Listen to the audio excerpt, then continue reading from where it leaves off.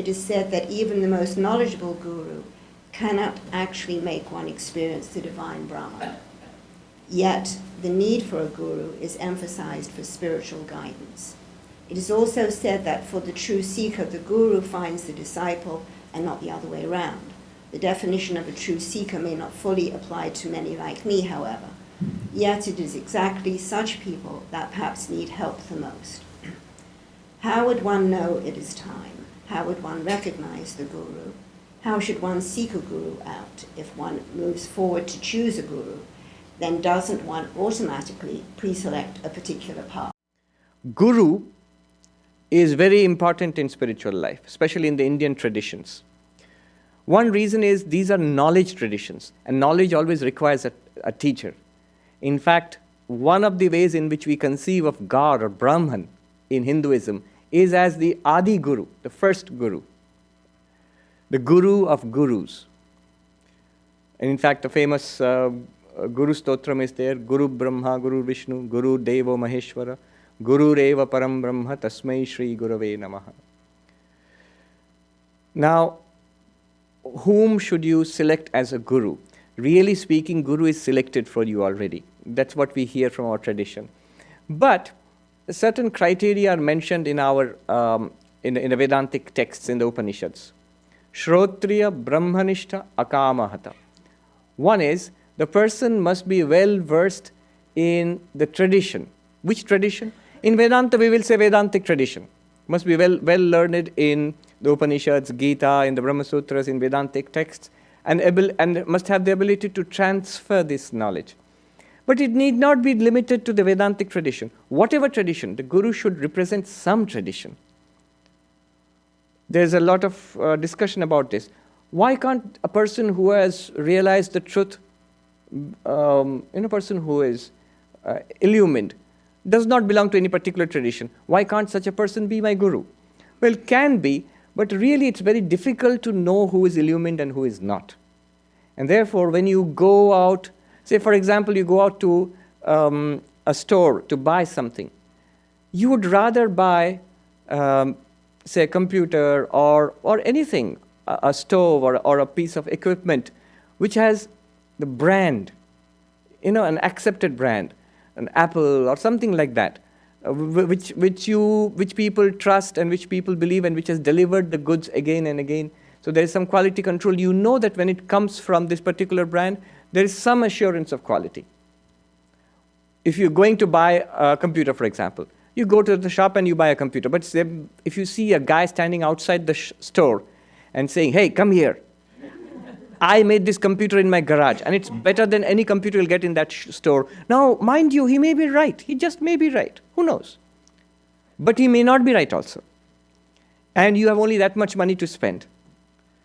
Now, almost always you will go and buy something from the store because there's a guarantee of safety there. Now, in the same way, we have these traditions. There are Vaishnava traditions, there are non-dualist traditions, there are dualist traditions, there are Shakta traditions, Shaiva traditions, there are traditions in Christianity, various traditions, in the different religions of the world, in Buddhism, in other religions of the world, where something has continued for centuries, for millennia. We talked about the Buddha today, 2,500 years. Now, this tradition has continued, and there are reports of enlightened persons in this tradition year after year, century after century. So you know it works. So the person who's teaching you must belong to some tradition and must be learned in, at least in that tradition, must have the ability to transfer the knowledge of the tradition. That's one. But that's not enough. Second, there are scholars who are learned in the tradition. But does that person practice it in his or her own life? Second thing is Brahmanishta. Is the entire life built around that teaching? Is the entire life built around spirituality? Brahmanishta means dedicated to, established in Brahman. If the person is illumined, nothing like it. The person is an enlightened person, nothing like it. That's best, of course. But that's very rare. And that's very difficult for us to verify. What we can do is look at the person's life. Is that person leading a spiritual life? Is it primarily a spiritual person? Or is spiritual teaching a part-time job for that person? So Brahmanishta means person must be a full-time dedicated, at least a spiritual seeker, if not a person who is already enlightened. And the third criterion for a guru is akamahata. Literally translates into not injured or not destroyed by desire. Does the guru want anything from you? If it says, sure ways to God realization, $100 course, crash course in meditation, $50, come and I'll teach you meditation in 3 days. You may crash, but I don't know if you will really learn how to. And there is some utility there, maybe. Again, I'm not denying it, because the person may know certain techniques and is teaching that technique. But a good rule of the thumb is the guru should not be making millions out of the guru business. There's somebody who joked. He said there's only one business which is not affected by Wall Street, which goes ups and downs in the economy, and that's the religion business. So it should not be a business. It should not be where the guru wants something from you. That's why the idea was all knowledge, and especially spiritual knowledge, is sacred and therefore free.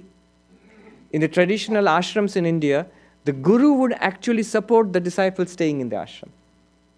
It take the help of the king or the other rich benefactors in society, but those who were studying and learning in the ashram, they were not expected to pay anything to the guru. Only after completion of studies they might give a gift, a guru dakshina. So these are the three criterion. Shrotriya, well learned in a particular tradition. Where does this person come from? You should ask that question. Second, completely dedicated to spiritual life. And third is does not want anything material from me. Okay.